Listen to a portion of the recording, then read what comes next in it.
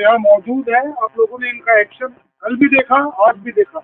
और जो भैरव का क्या मतलब है, भैरव एक पर्यायवाची किसका है? शिव का पर्यायवाची है, भयंकर का पर्यायवाची है। और जिस प्रकार से ये एक्शन में आते हैं, एक्चुअली ये घोर नुकसान पहुंचाने की क्षमता रखते हैं दुश्मन के ऊपर। और जिस तरीके से हमने इनको पिछले 4 ही महीने हुए जब से इनको खड़ा किया गया, और वो एक दिन था 4 महीने पहले, और आज का ये दिन है जो आपने कल भरूचवाला में भी देखा और आज अखंड प्रहार में भी देख रहे हैं। जो ये भैरव प्लेटून है, तो जो भैरव की जो बटालियन है, जिसकी 2 असॉल्ट टीमें हैं, किस प्रकार से और क्या क्षमता रखती है। मेरा ये मानना है कि जो हमने इन लोगों को खड़ा किया, और ये आर्मी हेडक्वार्टर के निर्देश अनुसार था, इनको son of the soil concept पे खड़ा किया गया। यानी कि इस पलटन की भैरव बटालियन जो है, इसमें 83% जवान जो है या रेगिस्तान या राजस्थान के रहने वाले हैं।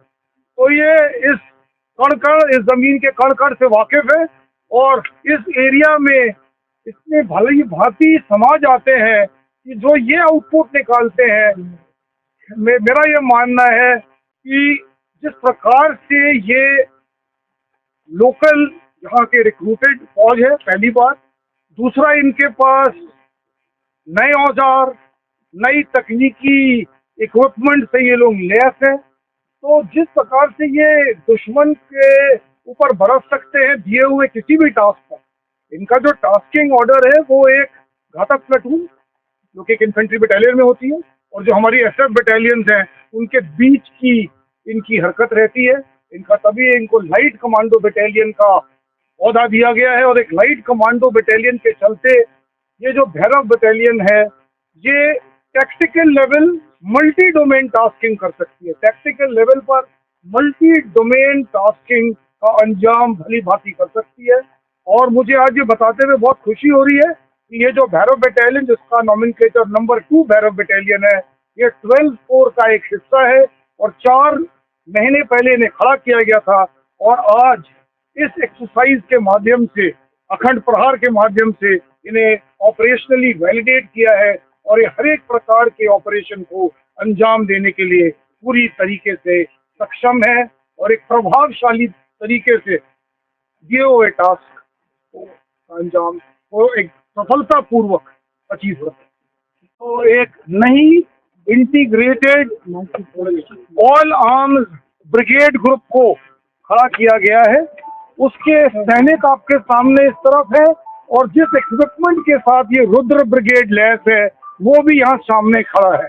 इस रुद्र ब्रिगेड को भी इस एक्सरसाइज अखंड प्रहार के दौरान हमने फुल्ली ऑप वैलिडेट किया है।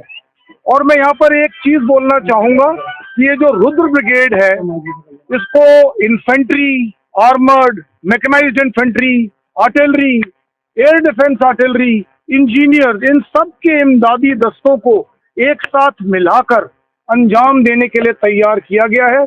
और जैसे कि आप लोग सब वाकिफ हैं, रुद्र का मतलब महादेव या शिव, या एक और पर्यायवाची हुई प्रचंड। तो अगर मैं कुछ आपको बताना चाहूँ, ये जो एक्सरसाइज है अखंड प्रहार, इसमें इस रुद्र ब्रिगेड ने अपनी ऑफ वैलिडेशन के दौरान प्रचंड वार के साथ अपने आप को ऑफ वैलिडेट कर अपनी कामयाबी हम सबको यहाँ दिखाई है। और मैं पूरी तरीके से संतुष्ट हूँ कि ये जो रुद्र ब्रिगेड आने वाले समय में दिए हुए मल्टी डोमेन टास्क में कामयाब हो सकेगा। यहाँ पर एक और बात बताना चाहूँगा, इस रुद्र ब्रिगेड को इसलिए भी खड़ा किया गया है क्योंकि हमारे भारतीय फौज की एक डॉक्ट्रिन होती थी जिसको हम कोल्ड स्टार्ट डॉक्ट्रिन कहते थे, जिसके तहत फौज मोबिलाइज करती थी और मोबिलाइज के बाद ऑपरेशनल एरिया में कारगर होने के लिए रेडी होती थी। परंतु अब समय आ गया रुद्र ब्रिगेड के साथ कोल्ड स्टार्ट डॉक्ट्रिन को कोल्ड स्ट्राइक डॉक्ट्रिन में तब्दील करने का। यानी कि ये रुद्र ब्रिगेड जो है एकदम हर समय रेडी, इस इलाके में मौजूद, अपने दिए हुए टास्क को पूरी तरीके से कारगर तरीके से सक्षम और प्रभावशाली इफेक्ट दुश्मन पर करने के लिए। एंड एक बार फिर मैं GOC 12 कोर, जो कि हमारे डेजर्ट कोर के कोर कमांडर हैं और सदर्न कमांड का जो ये 1200 किलोमीटर का इलाका है उसको संभालते हैं, उन्होंने बड़ी मेहनत के साथ इस भैरव बटालियन, जिसके बारे में पहले बात की, और इस रुद्र ब्रिगेड को खड़ा किया है।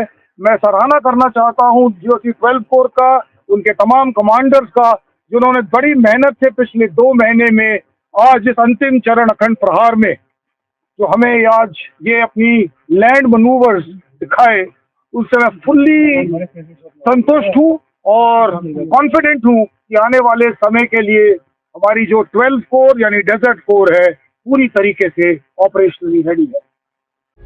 प्रभात खबर .com, विश्वास वही, रफ्तार नहीं।